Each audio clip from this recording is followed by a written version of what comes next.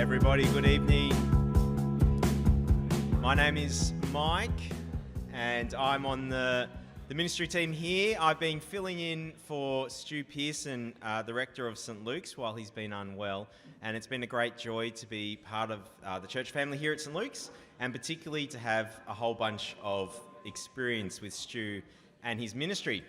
We've got a great lineup tonight, and it's going to be a whole lot of fun to see how God works. But Stu's just asked me to say a few words as we begin tonight. So let me start with the words of Jesus. Jesus says, "Come to me, all you who are weary and burdened, and I will give you rest. Take my yoke upon you and learn from me, for I am gentle and humble in heart, and you will find rest for your souls. For my yoke is easy and my burden is light." Well, friends, you have come to the Community Chaplaincy Supporters Dinner. But what is Community Chaplaincy? Community Chaplaincy, from what I've seen in these last 6 months at St Luke's, is about holistically loving our community with the love of Jesus.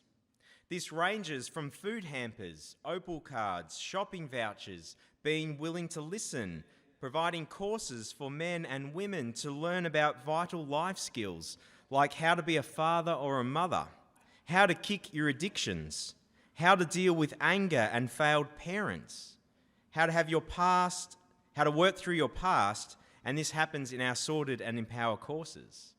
Community Chaplaincy happens by providing fellowship and connections beyond the unhelpful crowds of the past who got you into trouble in the first place, through the monthly Way Out Fellowship on Wednesdays, the first Wednesday of the month. It also happens through providing working development orders so fines can be reduced, through attending courses, Bible study and volunteering and helping out at St Luke's. And it comes about ultimately by sharing the good news of Jesus and the forgiveness, the fresh start and the rest and hope that he provides for all. And we're going to hear a lot more about that tonight. There are usually two types of people who benefit from community chaplaincy: sufferers and sinners. Sufferers are those who have been wronged against.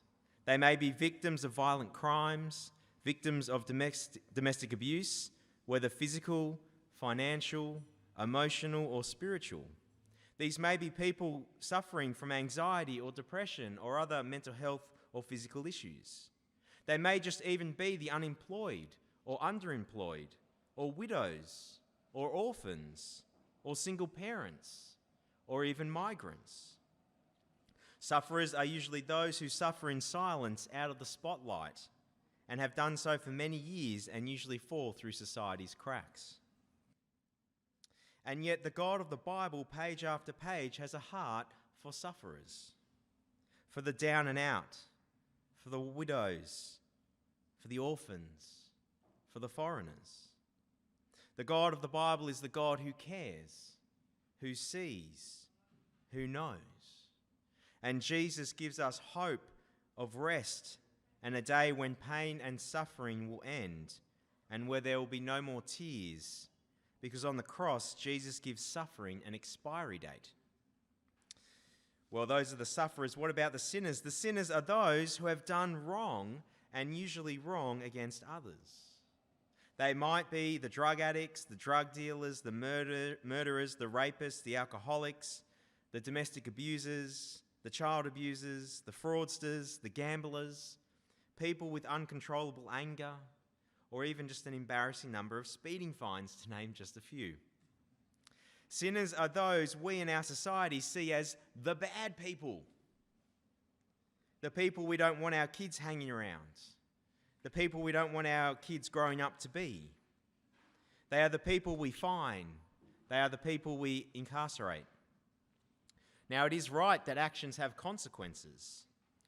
And yet the God of the Bible is scandalous in his love and care for the sinners just as much as the sufferers. In Jesus' best-known parable of the prodigal son, the younger son selfishly takes from his father. He disrespects him, he wishes him dead, and spends it all on himself. He is a sinner, a bad person. And yet when he comes to his senses and when he comes home, what does his father do? His father runs to him. his father embraces him and brings him back into the family at great cost to himself. The scandal of the gospel, the good news of Jesus, is that no matter who you are or what you've become, God welcomes you home because of Jesus. Of course, many, although not all, who benefit from community chaplaincy are both sufferers and sinners. We are not just one or the other. And all are just like us. There aren't two types of people in God's eyes. There aren't those community chaplaincy clients over there and us good people over here. For the Bible is very clear that all of us are sinners and sufferers together because we have all run away from God and live in a broken world. I am no better myself than the clients, and the clients are no worse than me. I need Jesus' rest just as much as the next person. I need Jesus' forgiveness. I need Jesus' big hug home as everyone else. Community chaplaincy seeks to holistically love, to physically, emotionally, mentally, spiritually share the love and hope that only Jesus can bring, and the love and hope that transforms. And it's for those who deserve it and for those who don't. St. Luke's has a rich and long commitment to community chaplaincy that has flourished under Stu Pearson, the outgoing rector of St. Luke's, and is now in partnership between St. Luke's, Anglicare, and many of you. Under Stu Pearson, Stu Woods, the community chaplain, who is the perfectly gifted man to oversee this ministry, has tirelessly, patiently, and at great cost to himself been there for anyone and everyone. And many of you know that, haven't you? You've made the call. You've sat with Stu, and he's been there for you. I've seen men and women pour into Stu's office to experience his love and wisdom and help get just a hand up in life. Sometimes there's so many people on the site, it's like trying to manage a mini army. And it's usually only Stu who is there when everyone else has given up on them. Yet Stu Woods doesn't do this in his own strength. He is obviously, as he will say if you get a chance to chinwag with him, that he is carried along by the power of God because of Jesus in the power of the Spirit and love and grace. He'll also be quick to say that he couldn't do it without the loving, ongoing support of his dear wife, Trudy, who's been in the kitchen and who's often in the background, preparing the feed for way out, helping Stu in many ways, because it's not just one person's show, is it? But chaplaincy isn't just about the paid staff, or Stu, I guess. Lauren Julius is a volunteer here at St. Luke's and has been volunteering and leading the Women's Empower group on Wednesdays.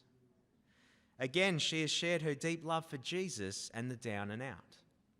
She is regularly joined by a number of St. Luke's women who come along to be a listening ear, to provide a bit of wisdom, and to be a shoulder to cry on. But it's not just about the leaders. Over the time, the members of St. Luke's have enfolded the community chaplaincy clients into church life and into their own very lives. The members of St. Luke's, while not perfect, we are a hospital, not a museum, friends, of broken and sick people who need the Lord Jesus. The people of St. Luke's are not perfect, but they have sought to look beyond the tattoos, beyond the swearing, the smoking, the substance abuse, the prison time, the broken and messed up lives, and to see clients for who they truly are, people made in the image of God, who are precious and valuable to the God of the universe, the God of the Bible. And this has cost them time and money and worry, and at times has blessed them with the abundance of sleepless nights, weight gain, loss of hair, grey hair, and wrinkles. Just look at Stu. But what in the world would drive a nice bunch of respectable, educated, clean people of St. Luke's, people like me, people like you, to care about community chaplaincy? Why would you come out on a winter's night? Well, the answer, of course, is Jesus. The only reason that we can love others in this unconditional way, that we can look beyond the surface and the rap sheet, is because God has first loved us by sending Jesus to die for people like me, people like you. Friends, from my experience in multiple churches over the years in Sydney and a couple overseas, and from what I know about the other churches in Sydney, the community chaplaincy here at St. Luke's is outstanding and unique. Do not take it for granted. It needs your prayerful partnership. It needs your financial partnership. And so that's why we don't shy away from asking for your support and partnership in the ministry here of community chaplaincy. Friends, ultimately tonight isn't about Stu Woods.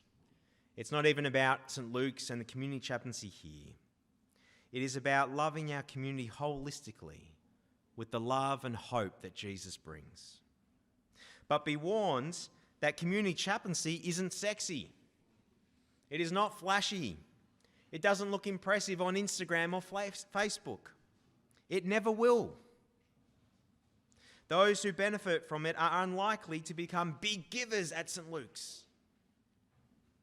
Those who benefit from it usually take years and countless hours and tears to take 3 steps forward and then fall 2 steps back.